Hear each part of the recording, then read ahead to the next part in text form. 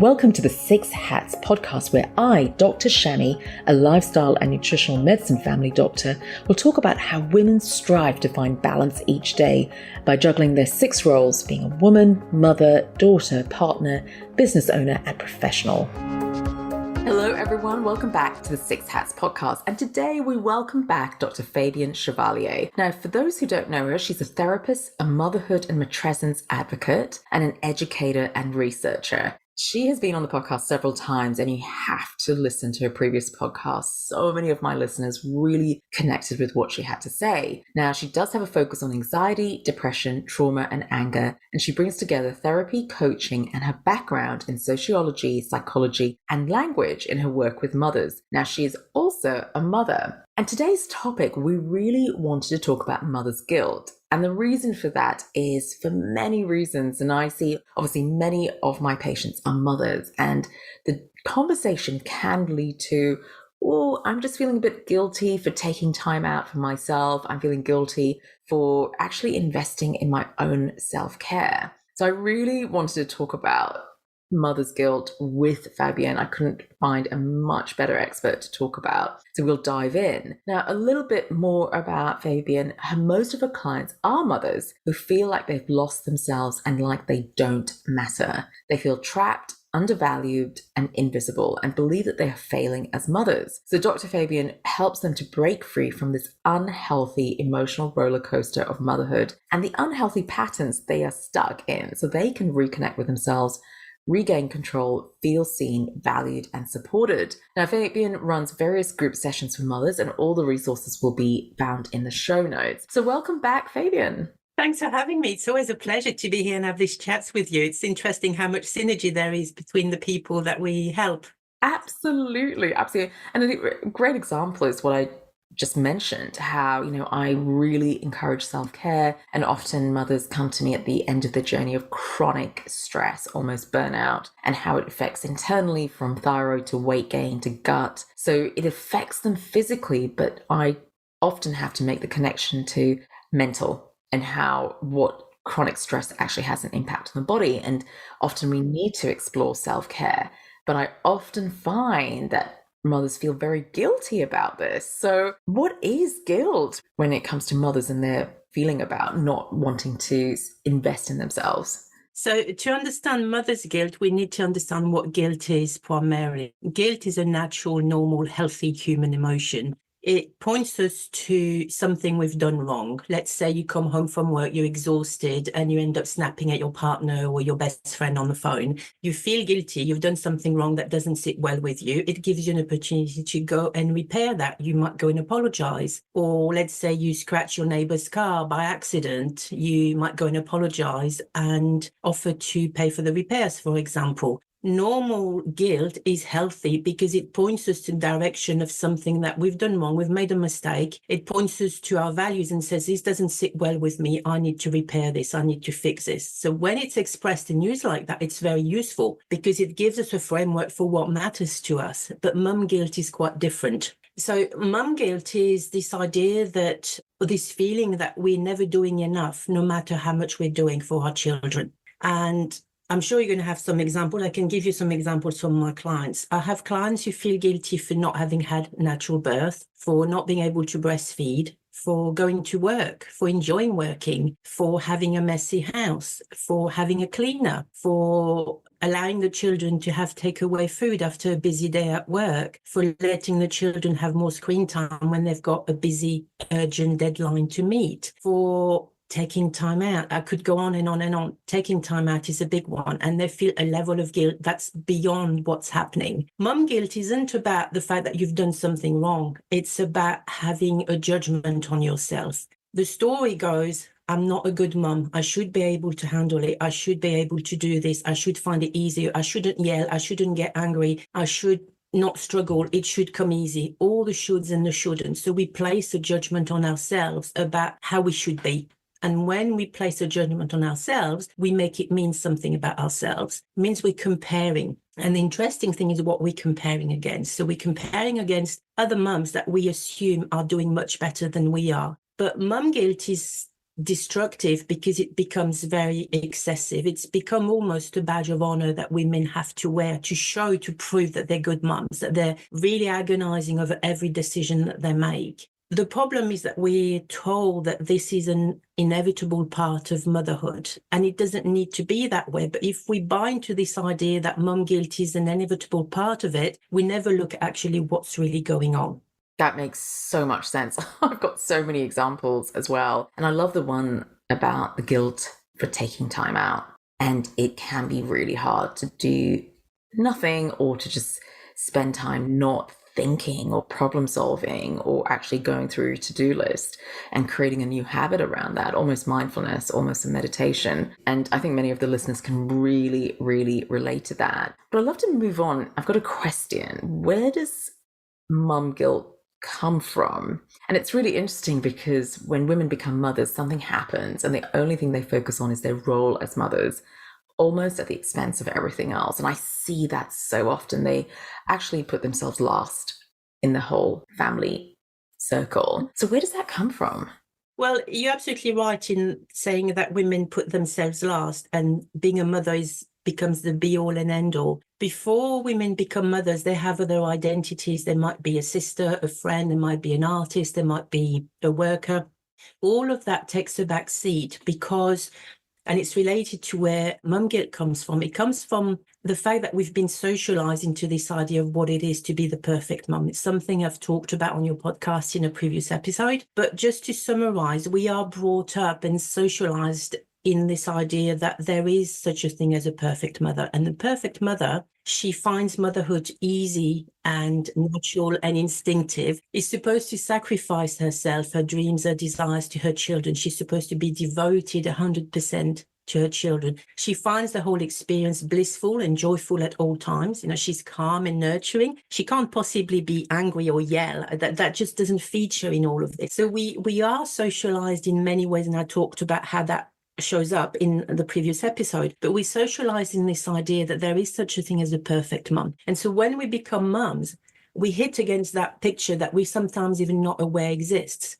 And we realize actually it's unrealistic, it's unachievable. And because you're supposed to be 100% devoted to your children, if you dare take 10 minutes out to have a cup of tea or sit down, the little voice in your head will say, that's not right, you shouldn't do this isn't right. And so mum guilt starts kicking in because we're trying to play up to or live up to that unrealistic standard that is so toxic for women, so destructive. And that's where it comes from. So it's important to understand that mum guilt is nothing to do with you being broken or having done something wrong. It's all to do with the way in which motherhood happens. This picture of the perfect mother means that most mothers carry the burden of household and childcare duties on top of usually doing paid work as well. It means that mothers do everything because supposedly it's a mother's job. It's woman's work. And so women are overwhelmed, they're burdened, and they do this very often with little or no help, little or no support, in isolation, with no community around them. So when we accept mum guilt as part of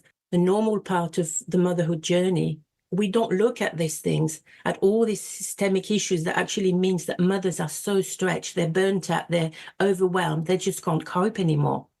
And so that's where it comes from, this idea. And because we socialize into it from such a very early age, we don't even realize that image is there. And what tends to happen is something happens in our motherhood experience, and then we realize it doesn't quite fit. But instead of actually looking at what's running underneath, we think, well, it's my fault. I'm the one who can't do it. Everybody else seems to be doing just fine. And this is what I see in group programs. You get the opportunity for women to share that actually they put a mask on. They pretend to be coping when they're not, because society tells you should find it easy. And if you're not, that must say something about you. So mum guilt comes from that, and it can be very destructive. And we need to look beneath that to see what's running underneath.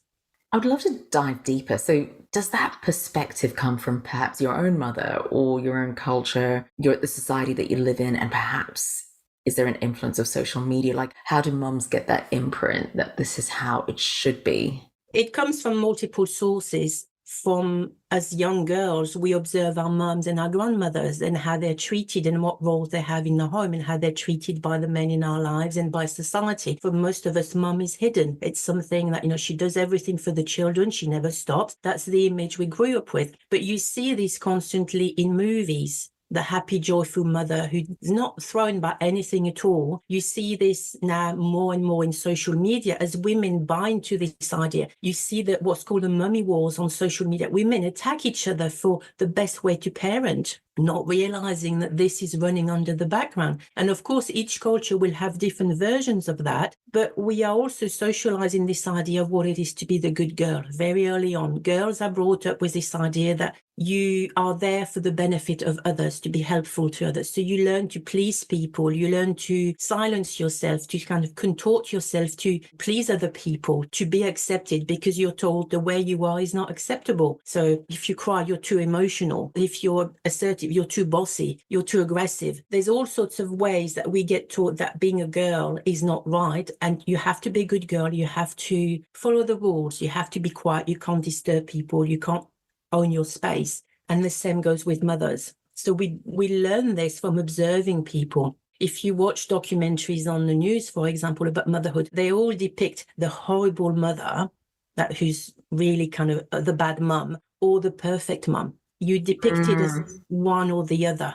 You can't be in the middle. And that's the problem, because no one wants to be the bad mum. So everybody strives to be the perfect mum. And that creates so much stress, so much anxiety, so much depression, so much problem with self-esteem and anger and resentment and all of these things.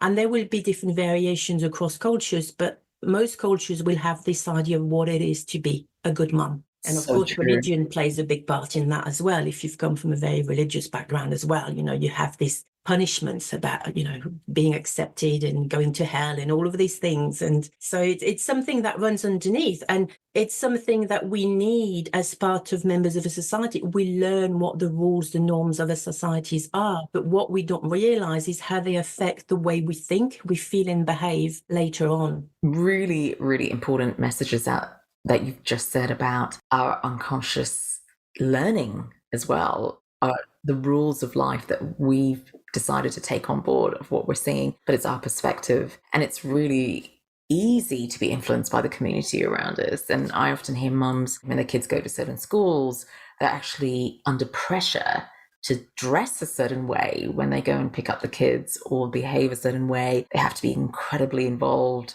in the kids' school, and it's actually too much for a working mom who may have 2 other kids at home. And you're absolutely right, the societal pressure, what we also take on unconsciously. And it's almost nice to just pause even during this podcast and say, what are my rules and whose rule book am I following, and how I can create my own rule book, which we're going to dive into, like what ways we can actually ease that guilt. But before I want to do that, I'd love to know, because I mentioned the impact of stress on the body, and my listeners, I've heard this many times, but what is the impact of not addressing mum guilt? Well, that's one of the problems, because the impact is widespread. If you take on this idea that you're not good enough, that you're not measuring up, you'll always come up short. You'll always find that you're not good enough if you live your life by somebody else's rules, if you're not aware of it. And so what will happen is you'll strive to do better. But doing better means doing more. And so you find yourself increasing the cycle, more stress, more burnout, poor sleep, on and on, more anxiety, and it just feeds into that. So self-esteem is a big issue. A lot of the mothers I work with, they don't know who they are anymore. They second guess themselves all the time. They can't trust themselves. They overthink. It affects their sleep. They lie awake at night wondering what they've done wrong with this or that or the other. There's so much pressure,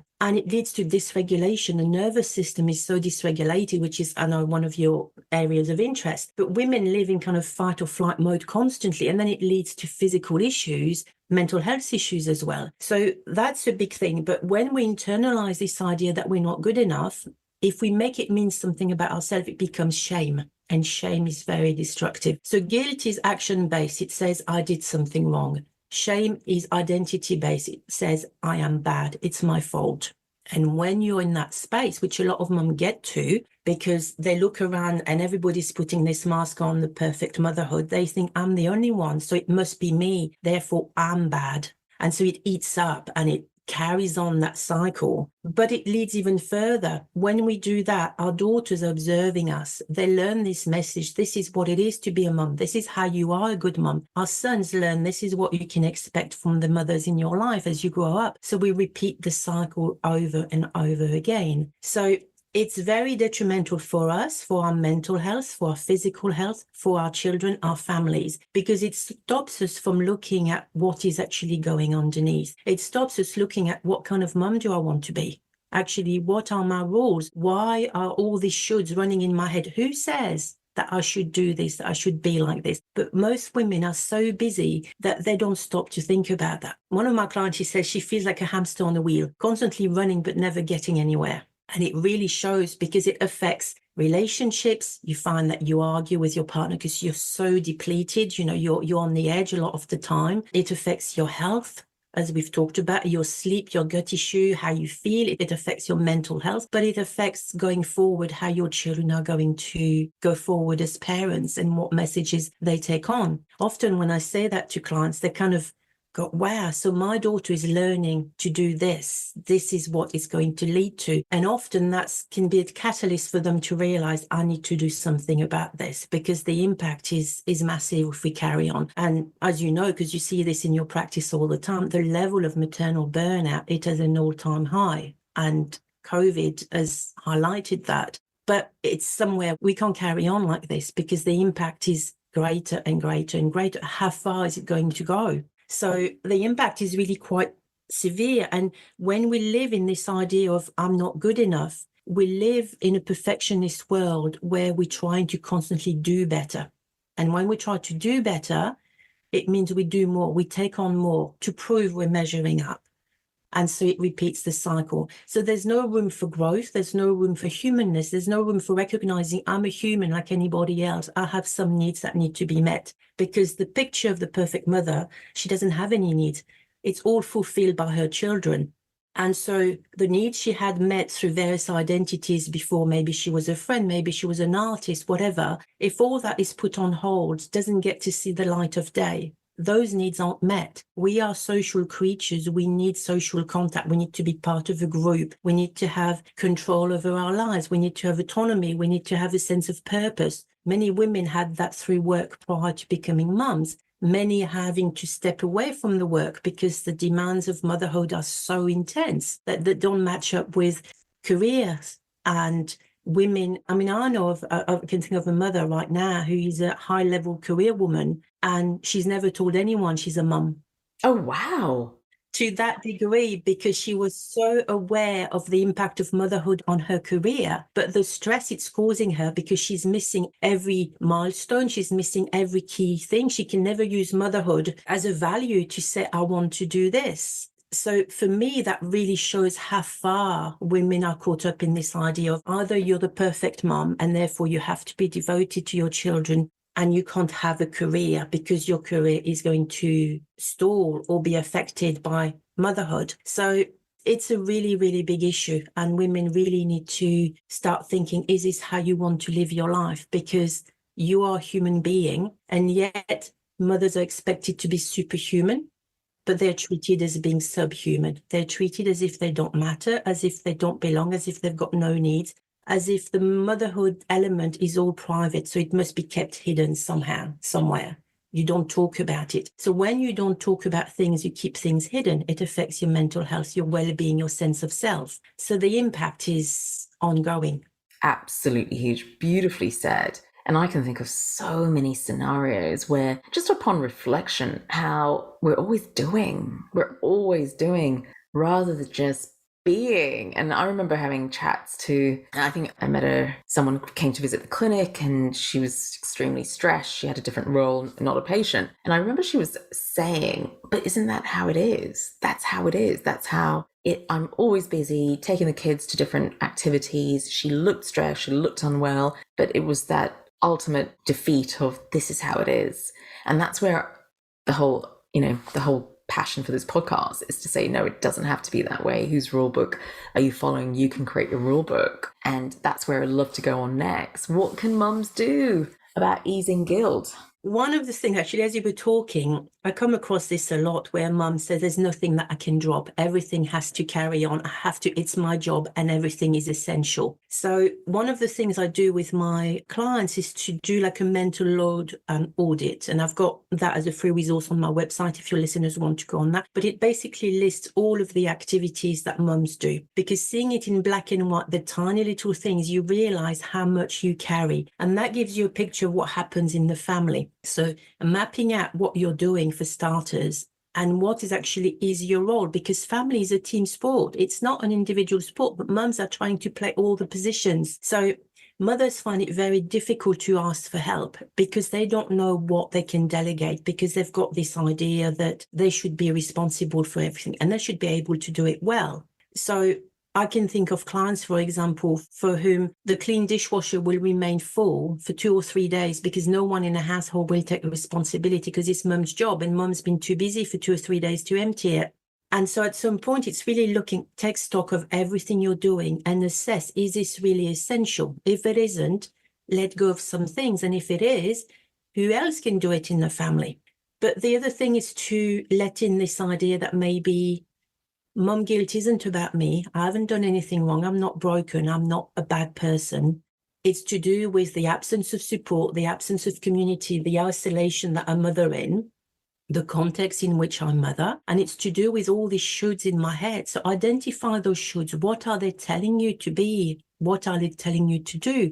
And challenge them. When you hear, I should be a better mum, look at everything you've already done every single day for your children. How can you be better? You do so much already, but women forget it's always more, more, more. So letting in this idea that you're not broken, that it's not your fault, that you don't need fixing, that there are societal pressures running underneath that contributes to that, identifying the shoulds, taking stock of everything you do, and recognizing you're a human being with special, unique human needs. And being a mother doesn't make you immune to needing social contact, needing social connection, doesn't make you immune to needing control over your life, having autonomy and all of these basic human needs. You still have these needs. They need to be met. If they're not met, then you're going to crumble, you're going to struggle. So identifying those things. Who were you before you were a mother? What was important to you? What parts of your identity have you been hiding? How can they see the light of day again? And of course, it depends on the season that you're in. If you are with young children, they have a need for a lot of attention. But you can start with just a walk outside every day. You know, some mothers, they never move, they never do anything physical, they never take any time out because it's always do. At some point, something has to give. And if you don't take a responsibility for looking at what can give, what you can let go of, you will hit burnout, and then the decision will be made for you. You will have to stop because physically you won't be able to continue, or even mentally. So letting this idea in that it's not your fault, you're not broken, you've done nothing wrong. Mum guilt is actually a social construct, an idea we've been sold. We've been sold a pup and it's not real. We can choose to be different kinds of mothers, but it requires taking stock of what's happening in your life, where you are, and deciding, I'm going to do it my way, and this is who I want to be, and this is the help I need. It requires enrolling everybody in your family and saying, can you help with this? Could you take charge of this? And so many mums will not do that. So there's a lot they can do, but getting support, getting help, recognizing they're not alone, that there are other mothers feeling exactly the same way, but everybody is keeping silent because that's how we've been socialized. Amazing. Great advice. I'd love if you've got a story that you could share to give hope to mothers that change can happen when you're just so overwhelmed. Do you have a story to share?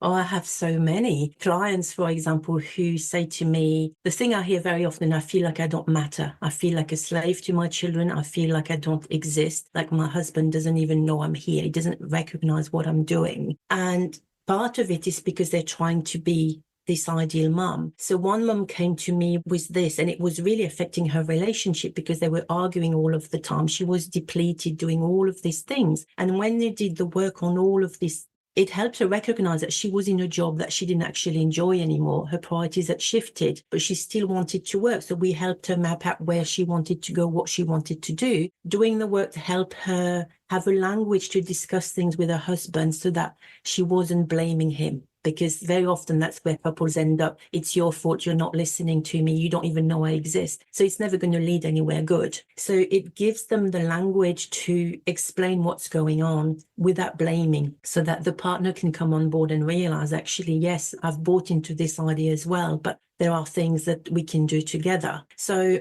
often it also means that we can help women with trauma. So women carry a lot of trauma because of the way we've been socialized, because this is just what happens. And so we carry this into motherhood, and it can affect the way we relate to others. So we can clear that trauma. I can think of clients who had suffered abuse as a child and who was so terrified, living in absolute fear. And so she was so over controlling with her children, not letting them out, not letting them do anything, constantly kind of monitoring everything. It was burning her out, but it wasn't great for her children. We're able to clear the trauma so she could relax around this and let them take appropriate risks. In time, things improved with her partner, things improved at home, and she was able to actually start enjoying motherhood and decide what kind of mother she wanted to be. So there's so much, which is why I love working in group settings, because it allows mums to actually share that idea and see that from all walks of life, we kind of all share that kind of socialization, how it's impacted us, and how we can actually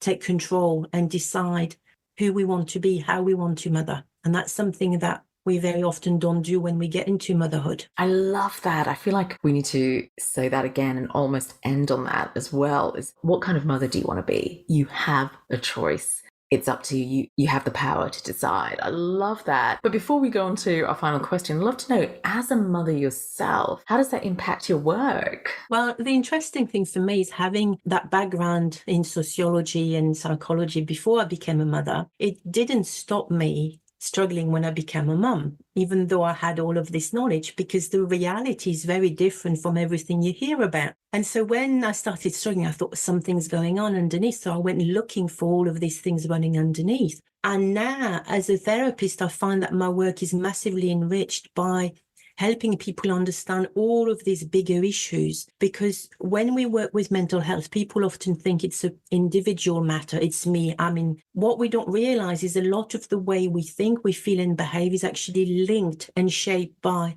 the social context in which we live and we've been brought up. So it really adds a lot of richness. Women can understand what's actually going on, and they walk away with actual tools and actual techniques and strategies and skills for them to apply to their own lives. So for me, it allows me to provide a lot of richness in helping women understand exactly where they are and who they want to be and how they get there. And one-on-one work is great, particularly for people who have trauma, but group work is fantastic in creating that community, because the mum guilt is really about mums are so isolated, they're so lacking help and support. So group work allows me to create a safe, open, supportive, non-judgmental space where women can share the warts and all. We talk about anger, about guilt, we talk about the real picture of motherhood, and we find ways to move through that with actual skills. And the benefit of hearing other people share how they've struggled with their partners, with their children, with themselves, with their self-esteem, with their burnout, with the to-do list is massive. So it's allowed me to create that sense of community that I could recognize I needed myself. Amazing, amazing. Moving on to that, where can women find out about these programs?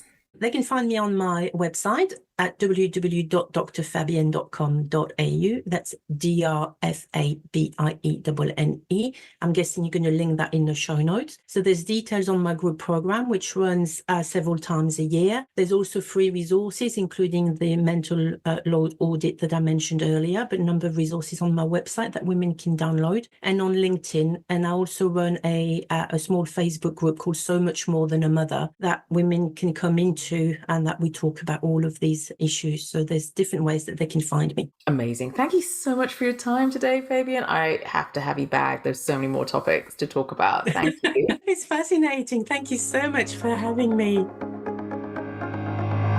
Remember that this is general advice only. Please see your healthcare professional for more information. So what's your take-home message today? Remember, it's all about progress and not perfection. And are you suffering from stress? Visit the Usawa Learning Hub on usawa.com.au for more resources on how to de-stress, re-energize, and reclaim your health. Enjoy the journey.